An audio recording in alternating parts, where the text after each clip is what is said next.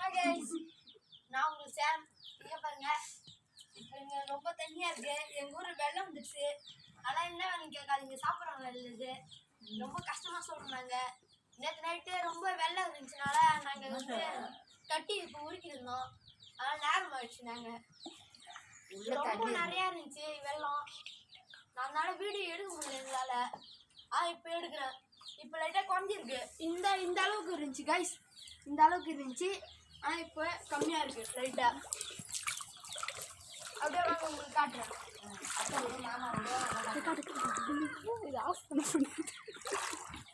நான் இப்போ வண்டி ஃபுல்லாக நம்பிச்சு கைஸ். இது எங்கள் மாமா வீடு. அங்கட்டு ஐயோ